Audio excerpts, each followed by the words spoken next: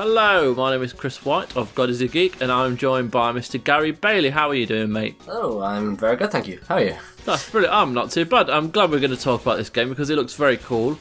It's a kind of a retro throwbacky kind of game, but there's a lot more to it, and obviously you've played a lot more. Yes. And without further ado, that game is Iconoclasts. Oh, it's very, very good.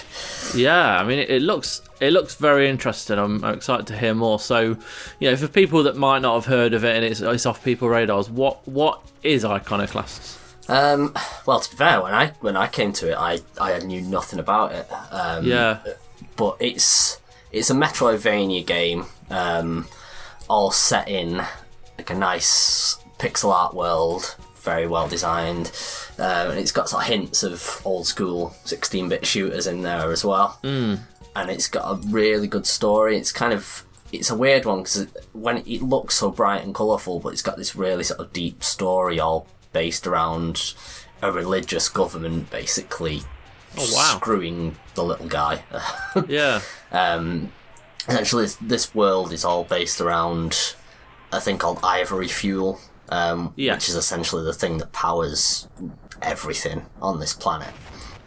And this sort of religious government called the One Concern basically has a monopoly on it.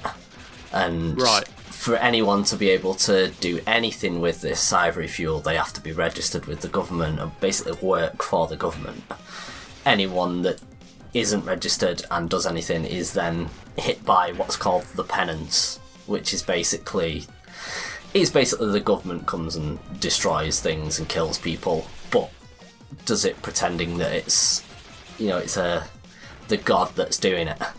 And it's such a pretty heavy. Yeah, it really caught me off guard when it sort of that hit. Especially when you've got this really nice, colourful world, and you've got this really gorgeous sort of chiptune style soundtrack. You're sort of bopping along as you as you're playing it, and then suddenly it's just like remember what they're bloody doing. I'm always up for a nice, intricate and dark, deep story because it's to make some of the best. But in terms of gameplay and stuff, what is it that you're actually doing? Now, obviously it's a throwback to the 16-bit, with the sprites and that. Yeah. But what is the gameplay like? Do you have multiple character control? What kind of weapons? What's the kind of systems there, and is it any good? Yeah, I mean, the main character is Robin, who's who you play as for sort of 99% of the game. At select moments in the story, you switch to other people, play as them for a short time. Robin starts off with just a stun gun, just a basic shooter. Sort of knocks out anything around, but she can also charge that and fire a sort of a burst which can destroy certain walls. Throughout the game you get new weapons, one of them is a grenade launcher, and that kind of thing. The gameplay itself is pure Metroidvania. It's, if you've ever played a Metroid game or you played Castlevania Symphony of the Night, it's just big open areas that you're sort of wandering around. You find doors that are locked, but you'll either find a key or something, or you'll find an item later on in the game and come back and carry on exploring that area. When you play as other characters, it does kind of change it up a little bit.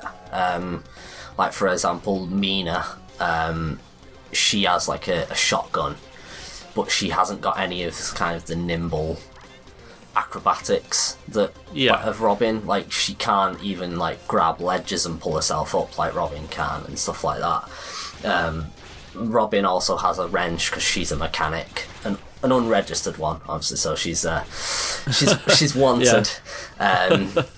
But that means that you get throughout the universe, or throughout the world, not the universe. You get little bits, little nuts and bolts, and you go in. You can use the wrench, and it'll open doors or move platforms, that kind of thing.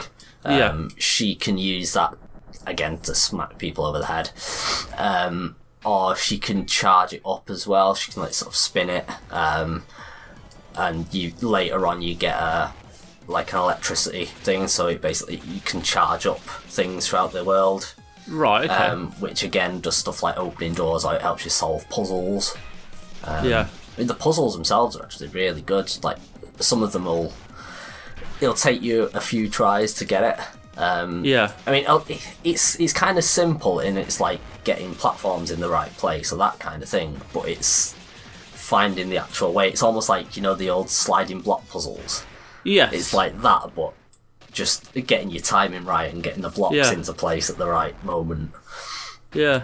That sounds cool. I mean, what are your enemies like? Like, are they quite varied, quite tough? Any like boss battles or anything like that? It's funny you should mention that. The boss battles are like probably the best thing about the game. Oh, brilliant! They're so varied. I mean, you start like your first boss is like very, very early on. I mean, it's like within the first few minutes, and that one is just pretty much a case of dodging and shooting kind of thing. That's it. Yeah. But as you go on, again they're almost like puzzles. Because it's not just a case of work out a pattern and then, you know, just sort of work around it. It's kind of working out what the weakness is. And it doesn't always just say, shoot this glowy orb or whatever, you know. It's like you'll be in the middle of a fight and another character will be like, wait, this, you know, try this. Or, you know, it might be weak to this. And, like, I mean, there's one where you're on a moving train and there's a woman lobbing grenades at you, and a helicopter above, and the guy in the helicopter is basically like sort of saying, "Watch where you're throwing those grenades." Yeah, and that makes you go, "Oh right, okay, you know, I can use that against," and that kind of thing, and it's fun. And the massive bosses as well. I mean, like some of them, like one in particular is near enough the size of the screen. Oh wow! It's huge. Bloody hell!